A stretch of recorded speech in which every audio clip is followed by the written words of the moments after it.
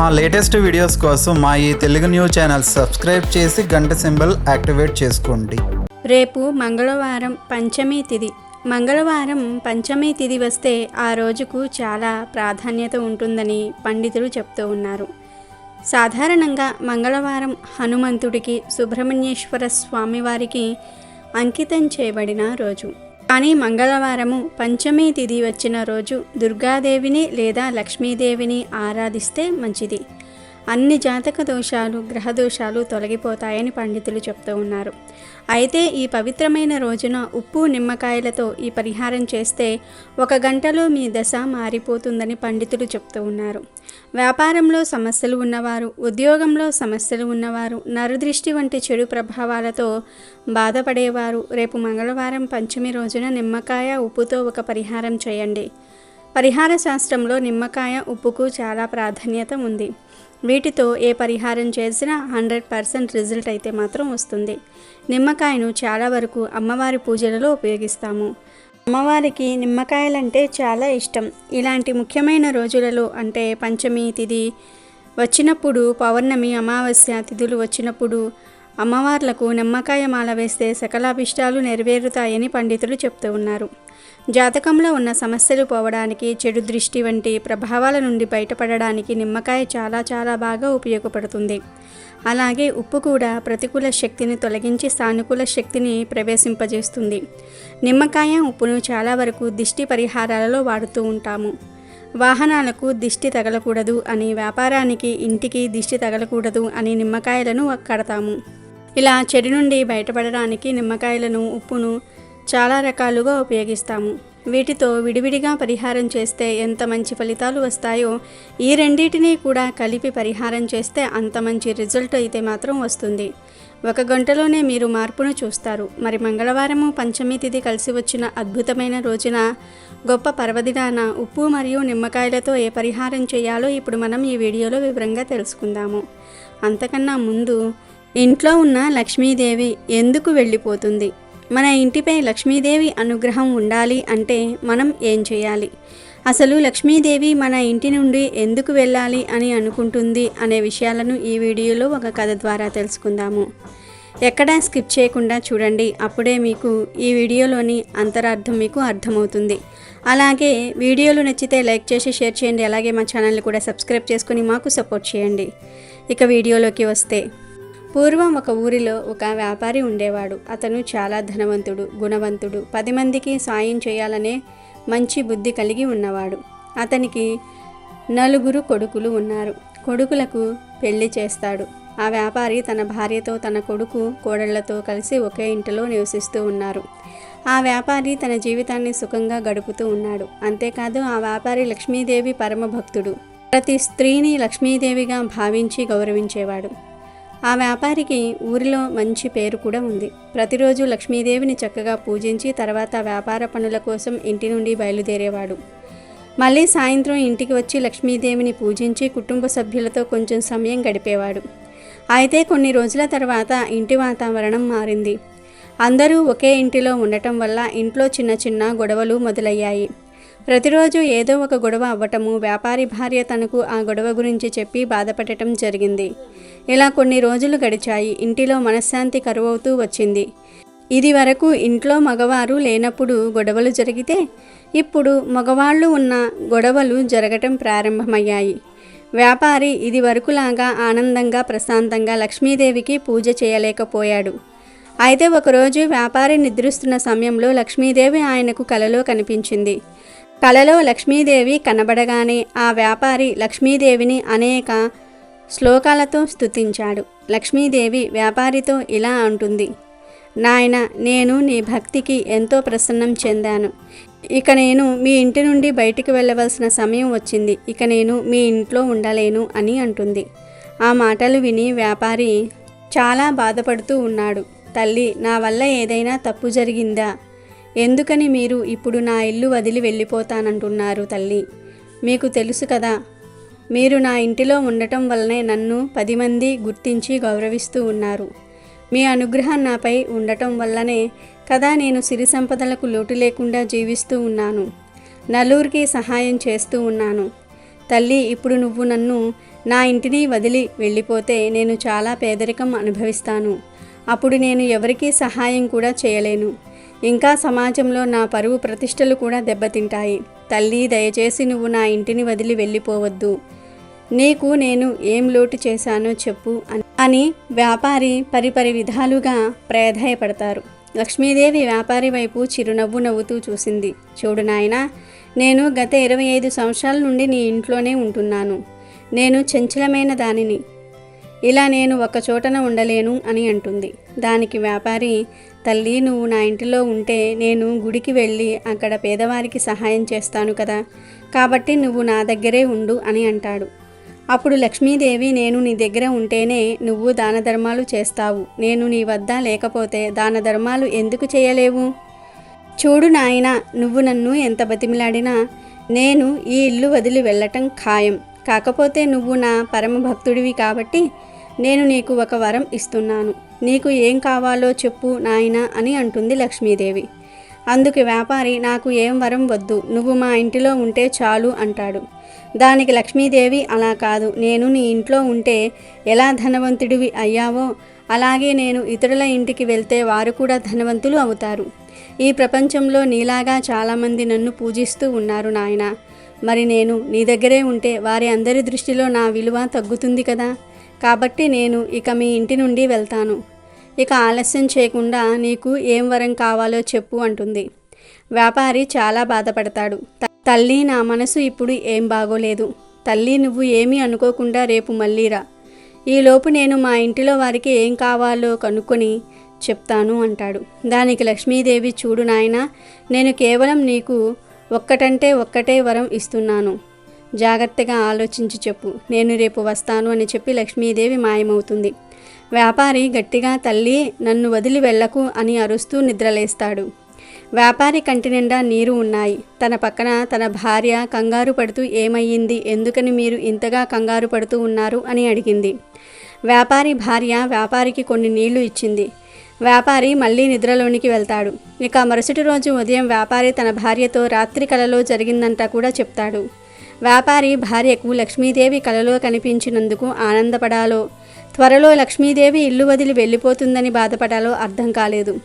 వ్యాపారి భార్యతో, ఇప్పుడు నేను ఆ తల్లిని ఏం వరం కోరుకోను అని అడిగాడు. అందుకు వ్యాపారి భార్య, మీరు ఎక్కడ ఉంటే నేను అక్కడ ఉంటాను. నాకంటూ ఎలాంటి కోరికలు లేవు. మీరు ఒక పని చేయండి. మీరు మన నలుగురు కోడళ్ళ దగ్గరకు వెళ్ళి మీకు లక్ష్మీదేవి కనిపిస్తే ఏం వరం కావాలని కోరుకుంటారు అని అడగండి. అందులో ఎవరి సమాధానం మీకు మంచిగా అనిపిస్తే అదే సమాధానాన్నే లక్ష్మీదేవికి చెప్పండి అని సలహా ఇస్తుంది. వ్యాపారి ముందుగా మొదటి కోడలి దగ్గరికి వెళ్ళి, లక్ష్మీదేవి నీకు కళ్ళలో కనిపిస్తే ఏం వరం కోరుకుంటావు అని అడుగుతాడు. దానికి ఆమె, మామయ్య గారు, ఒకవేళ లక్ష్మీదేవి నాకు కనిపిస్తే నేను ఆమెను చాలా వరాలు అడుగుతాను అంటుంది. అలా కాదు, ఏదైనా ఒక్కటే వరం కోరుకోవాలి అని అంటాడు. దానికి పెద్ద కోడలు కొంచెం సేపు ఆలోచించి, మామయ్య గారు, నాకు బంగారం, వజ్రాలు కావాలని కోరుకుంటాను. తరతరాలకు సరిపడా బంగారము, వజ్రాలు ప్రసాదించమని కోరుకుంటాను అని చెప్తుంది. తర్వాత వ్యాపారి రెండవ కోడలి దగ్గరకు వెళ్ళి పెద్ద కోడలిని అడిగిన విధంగా అడిగితే ఆమె నాకు పెద్ద పెద్ద భవనాలు, వ్యాపారం చేసుకోవడానికి పెద్ద పెద్ద భవనాలు కావాలని అడుగుతాను అంటుంది. వ్యాపారాలు మంచి లాభబాటలో నడుస్తాయి కాబట్టి ఇక మనకు ఎలాంటి లోటు ఉండదు అని అంటుంది. తర్వాత మూడవ కోడలిని అదే ప్రశ్న అడిగితే ఆమె, మామయ్య గారు, నేనైతే మన ఊరిలో ఉన్న పంట పొలాలు అన్నీ కూడా నా సొంతం అవ్వాలని కోరుకుంటారు. మన ఊరిలోని పంట చాలా లాభాలను తెచ్చిపెడుతుంది. దాంతో మనకు తరతరాలకు తిన్నా తరగని సంపదలు వస్తాయి అంటుంది. ఇక చివరిగా నాలుగవ కోడలి దగ్గరకు వెళ్ళి అడిగితే ఆమె, మామయ్య గారు, నేను లక్ష్మీదేవి నాకు కనిపిస్తే ఒకే ఒక్క కోరికను కోరతాను. మన కుటుంబంలో ఎటువంటి గొడవలు జరగకుండా పిల్లా పాపలతో ఆనందంగా ఉండాలని. మనం ఒకవేళ పేదరికం అనుభవించాల్సి వచ్చినా మన మధ్య ఉన్న ప్రేమ, ఆప్యాయతలు తగ్గకూడదు అని లక్ష్మీదేవిని కోరుకుంటాను అని చెప్పింది. వ్యాపారి తన భార్య దగ్గరకు వెళ్ళి నలుగురు కోడళ్ళు చెప్పినవి చెప్తాడు. వ్యాపారి భార్య మొదటి కోడలు అడిగినట్లు బంగారము, వజ్రాలు అడిగితే ఎవరైనా సరే గజదొంగ వచ్చి ఆ సంపదను కాజేస్తాడు.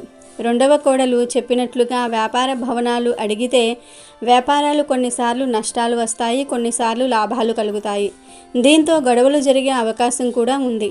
మూడవ కోడలు చెప్పినట్లుగా పంటలు అడిగితే అకాల వర్షం వల్ల పంట నష్టం కలగవచ్చు.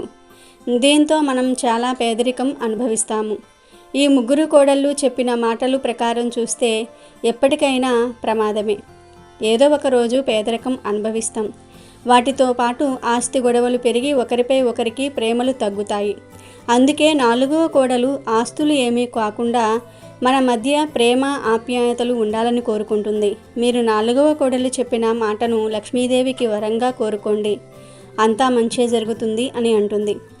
ఇక అదే రోజు రాత్రి వ్యాపారి నిద్రిస్తున్నప్పుడు లక్ష్మీదేవి మళ్ళీ కలలో కనిపిస్తుంది. వ్యాపారి తల్లికి నమస్కరించి, తల్లి, నాకు ఎలాంటి ఆస్తిపాస్తులు వద్దు, నేను పేదరికం అనుభవించినా పర్వాలేదు, కానీ మా కుటుంబంలో సంతోషాలు మాత్రం ఎప్పటికీ ఒకేలాగా ఉండేలాగా చూడు అని కోరుకుంటాడు. లక్ష్మీదేవి, చూడు నాయనా, నువ్వు చాలా చిన్న కోరిక అడుగుతున్నావు, ఇంకేదైనా వరం కోరుకో అని అంటుంది. మీరు నన్ను ఎన్నిసార్లు అడిగినా అదే నా కోరిక తల్లి. నా పిల్లలు, కోడళ్ళు, నా వంశం వారందరూ కూడా ఎప్పటికీ ఒకరిపై ఒకరు ప్రేమను కలిగి ఉండాలి. వారు ఎంతటి కష్టాన్ని ఎదుర్కొంటున్నా సరే ఒకరికి ఒకరు తోడుగా ఉండాలి అని అంటాడు. లక్ష్మీదేవి, సరే నాయనా, నువ్వు కోరుకున్నట్లుగానే జరుగుతుంది, నేను కూడా ఇక మీ ఇంట్లోనే ఉంటాను అంటుంది. అందుకు ఆశ్చర్యపోయిన వ్యాపారి, అదేంటి తల్లి, నువ్వు వెళ్ళిపోతానన్నందుకు కదా నాకు వరం ఇచ్చావు, ఇప్పుడు మళ్ళీ ఏమయ్యింది అని అడుగుతాడు. అందుకు లక్ష్మీదేవి, చూడు నాయన, గత కొన్ని రోజులుగా నీ ఇంటిలో శాంతి కరువైంది, గొడవలు పెరిగాయి. ఎప్పుడైతే గొడవలు జరుగుతాయో, ఏ ఇంట్లో అయితే శాంతి ఉండదో నేను ఆ ఇంటిలో ఉండలేను. ఇక నుండి మీ ఇంటిలో ఎటువంటి గొడవలు జరగవు, ఆనందంగా మీ జీవితాన్ని గడుపుతావు అని అంటుంది. వ్యాపారి, తల్లి, ఎప్పుడైనా నేను ఏదైనా పొరపాటు చేస్తే నన్ను రక్షించు, నన్ను క్షమించు అంటాడు. అందుకు లక్ష్మీదేవి, నాయన, నేను చెప్పే మాటలు చాలా శ్రద్ధగా విని అలాగే నేను చెప్పిన విషయాలను అందరికీ తెలియజేయి. కేవలం పూజలు చేస్తేనే నేను ప్రసన్నం అవ్వను. నేను ప్రశాంతంగా ఉన్న వాతావరణంలోనే ఉంటాను. ఏ ఇంట్లో అయితే నన్ను నిత్యము పూజిస్తారో వారి ఇంట్లో నేను ఉంటాను. కానీ అదే ఇంటిలో గొడవలు జరిగితే నేను ఉండలేను. ఇంటిలో ఎక్కువగా మాంసం తిన్నా, మద్యం తాగినా నేను ఆ ఇంటిలో ఉండను. నేను ఎక్కడ ఉంటానో ఎక్కడ ఉండనో చాలా సందర్భాలలో చెప్పాను. కాబట్టి ప్రతి ఒక్కరూ కూడా నన్ను ఇష్టంగా భక్తి భావనలతో పూజించండి. ఏదో ఆశించి పూజించి నన్ను నొప్పించకండి అని వ్యాపారితో చెప్పి లక్ష్మీదేవి మాయమైంది. వ్యాపారి ఆనందంగా తన భార్యతో, కొడుకు, కోడళ్లతో జీవితాన్ని గడిపాడు. కాబట్టి మనమందరము కూడా లక్ష్మీదేవికి నచ్చినట్లుగా ఉందాము. ఆ తల్లి అనుగ్రహాన్ని పొంది ఆనందంగా జీవిద్దాము. ఇక వీడియోలోకి వస్తే, రేపు మంగళవారం పంచమి రోజు ఉదయం ఈ పరిహారం చేయాలి. ముందుగా పూజ చేయాలి. పూజ గదిని శుభ్రం చేసుకొని పూజకు అన్నీ సిద్ధం చేసుకోవాలి. దీపం వెలిగించాక ఒక ప్లేట్లో 2 పిడికెళ్ళ గల్లులుప్పును వేయాలి. ఇప్పుడు ఒక మంచి పచ్చి నిమ్మకాయను తీసుకొని దానిని నీటితో కడిగి ఉప్పు వేసిన ప్లేట్పై పెట్టాలి. ఇప్పుడు ఆ ప్లేట్ను మీ పూజా మందిరంలో పెట్టి మీ ఇష్టదైవానికి మొక్కుకొని మీకు ఉన్న సమస్య చెప్పుకోవాలి. ఆ నిమ్మకాయ ఉప్పుపై పసుపు, కుంకుమ చల్లాలి. ధూపం చూపించి హారతి ఇవ్వాలి.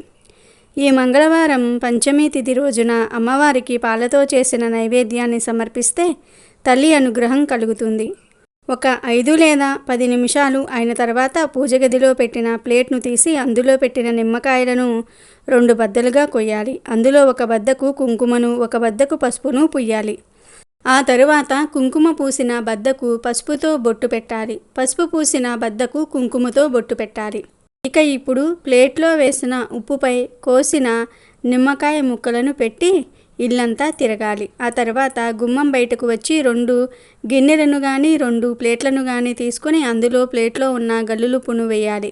ఆ తర్వాత ఒక్కో గిన్నెలో ఒక్కో నిమ్మకాయ బద్దను పెట్టాలి. ఇక వాటిని అలాగే వదిలివేయాలి. ఆ రోజంతా వాటిని గుమ్మం వద్దే వదిలివేయాలి. ఇలా ఉంచితే మీ ఇంటిలో ఉన్న నెగిటివ్ ఎనర్జీ అంతా కూడా ఆ ఉప్పు, నిమ్మకాయ లాగేసుకుంటాయి. ఇక మరుసటి రోజున అంటే బుధవారం ఉదయం గుమ్మం దగ్గర పెట్టిన ఉప్పు, నిమ్మకాయలను చూడండి. ఉప్పు నీరుగా కరిగిపోతే మీ ఇంటిపై చాలా నెగిటివ్ ఎనర్జీ ఉన్నట్లు అర్థం చేసుకోండి. వాటిని అంటే ఉప్పు నిమ్మకాయలను ఒక కవర్లో వేసి ఎవ్వరూ తిరగని ప్రదేశంలో కానీ పారే నీటిలో కానీ వేసేయండి. ఇలా చేసిన తర్వాత ఇంటికి వచ్చి కాళ్ళు చేతులు కడుక్కుని గుమ్మం దగ్గర పెట్టిన ప్లేట్ లేదా గిన్నెలను కూడా శుభ్రంగా కడిగి స్నానం చేసి మళ్ళీ దీపారాధన చేయాలి. ఈ పరిహారం చేసినందుకు మాకు మంచి జరిగేలాగా చూడు తల్లి అని మొక్కుకోవాలి లేదా సంకల్పం చెప్పుకోవాలి. మంగళవారం పంచమి తిథి నాడు ఇలా ఉప్పు నిమ్మకాయ పరిహారాన్ని చేసి మీ జీవితంలో ఉన్న కష్టాలను తొలగించుకొని ఆనందంగా జీవించండి. వీడియో నచ్చితే లైక్ చేయండి, షేర్ చేయండి, బట్ సబ్స్క్రైబ్ చేసుకోవడం మర్చిపోవద్దు.